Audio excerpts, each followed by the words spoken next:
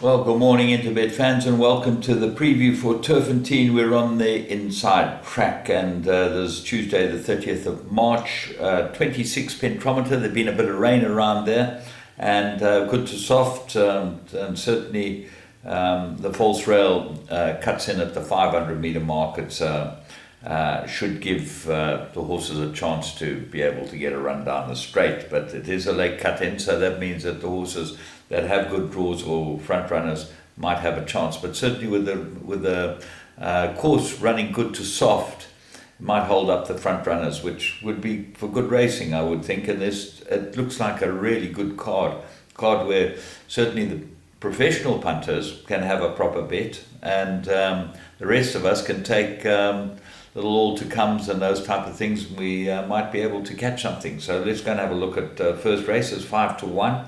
It's a 2,000 meter maiden plate for the work riders, and extremely difficult race. My top choice has got to be number 3, Twin Turbo. Gets the blinkers, and that might make a difference. But got good form, Twin Turbo. Gets a good rider, and Fabian Habib, he's in rich vein of form at the moment. So it will run well, Twin Turbo. Now, what are the dangers? Well, Sergey, number 2, ran in KwaZulu-Natal last time, and that wasn't too long ago. It was a couple of weeks ago.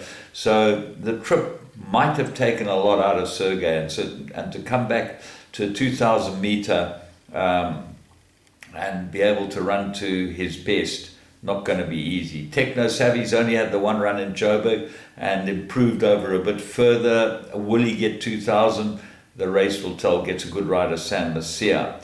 The find of the race would be number 5, Royal Mazarin, from the Tony Nassif stable. He had a couple of winners in a week. Tony's a very good trainer. He's very experienced, and he's one of those guys that you wouldn't be amiss having a horse with. Joe Gingwiza rides it, and I think Royal Mazarin with the blinkers addition could be a big result horse in the race. Is 25-1.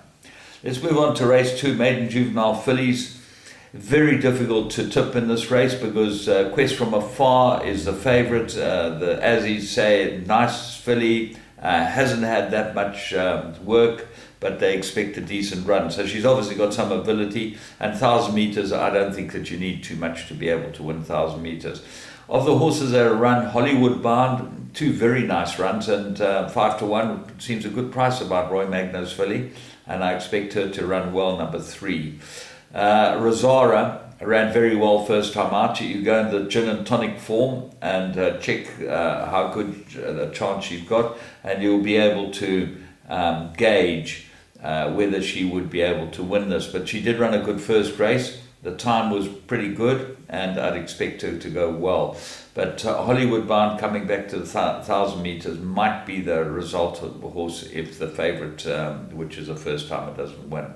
Rosa Bayou, that might improve over the distance, goes to 1,000 now. It's had a bit of a break and would probably improve with Gavin Larena on. Race 3, a maiden juvenile plate 1,000, and the favourite here is Star of the West from the Johan Janssen van Vuren stable, number 5. Gavin Larena rides it, and much improved last start, but has had a break as well. Floriana Island, number 6, Paul Matchett's runner, looks like a big improvement. Rambian Gin and Tonic as well. So might be the horse to upset the apple cart as far as Star of the West concerned. But I do think Star of the West is the horse they've all got to beat, and looks like a horse for you all to comes. Race 4, maiden plate, 14.50. I can't go against the favourite here, Maple Syrup. Even money looks a good price for about Maple Syrup. She has got the form. She's been disappointing, but this looks like a cherry ripe race for her. Absolutely made. 1 Trying Time's got to be the big danger. Gets a tongue tie for the first time. Got an improvement in his last run. How good was that form? Well, that's the problem. I don't know that it was that good. And Bondi Boy, number 5, the Alexanders. Samanga Kamala rides it. Much improved last time. Ran on and would be better over this trip. But Maple Sugar looks a shoe-in here, and even money or better looks like a very good price. Race 5, Graduation Plate. Fillies and Mares, 14.50. Looks like a 3-horse race. I made it a 2-horse race. Ecstatic Green, I think, needed her last run. I thought she'd run very well last time because she has won well off her rest, and she absolutely dawdled in. But she looked like there was no support in the betting for her, and she definitely needed the run. She looks like an improver. G for Go, coming back in trip. Ignore her last 2 starts. They were in very, very good company behind War of Athena, and probably too far for her. So she's coming back in trip. She's going to be a big, big danger to Ecstatic Green. Only the 2 horses. Frosted Steel might have a chance, but I think Ecstatic Green's the right one of the Tarry too. Certainly at the weights. Race 6. Graduation 1450, and quite a difficult race this. Excuse me, my usual morning cough, get it all out. I like Bowie. He's 8-1, 3rd run after a rest. You've got to improve. He ran in the Malmoose run, Willow Express. He will beat Willow Express. He's finished exactly next door to him, and he's 4.5 kilos better off. So that gives him a huge chance in this race, Bowie. And I think that he's great value at 8-1. If he's ready, he will just about win. So Willow Express is a stable companion, is the favourite. Lyle Hudson, 2nd run, I don't like him, and that's very, very much against him. He ran very well after gelding, but this comes very soon afterwards, and we'll see if he goes on from that. But this could be a typical 2nd run after a rest scenario.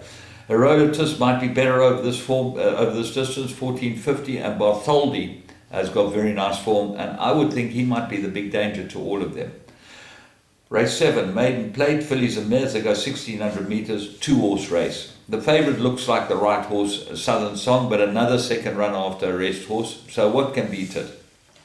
I find number 1, Miss Flower Power. Gets the blinkers. Luke Ferraris jumps aboard it. That's a big jockey up. Lots to like about Miss Flower Power. And if she's fit and well, and she has got some very good earlier form, I expect her to go really well here.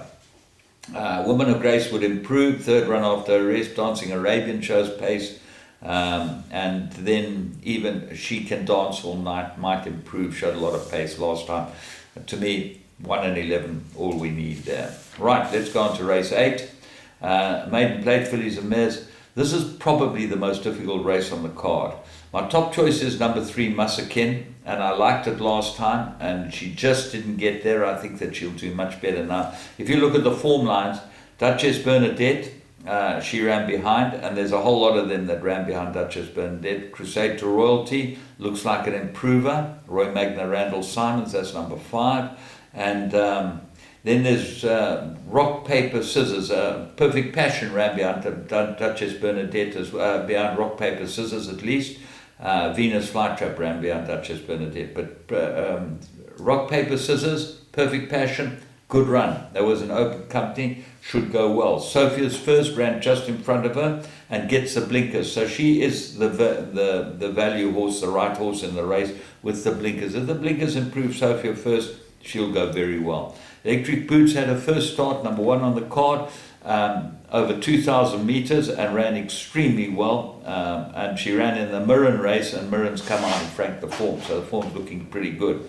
Love Posey looked like a big improver last time. Fatalistic, much better last time, but draw 16's not going to help her, and the blinkers definitely improved her. I'm not sure that she can go on with it. So there's a number of horses that go into it, and you've also got to look at Super Duper, who's got very nice form, gets a 1.5 claimer. Rizzoli's got some form, Lyle Hudson aboard it, and Hot Goods, Sherman Brown rides us for the Gary Alexander stable, number 10.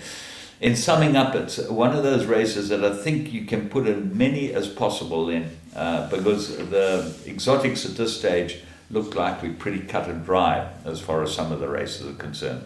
Hopefully we'll get some decent payouts, and we'll be able to put together a couple of those little all-to-comes that we love so much.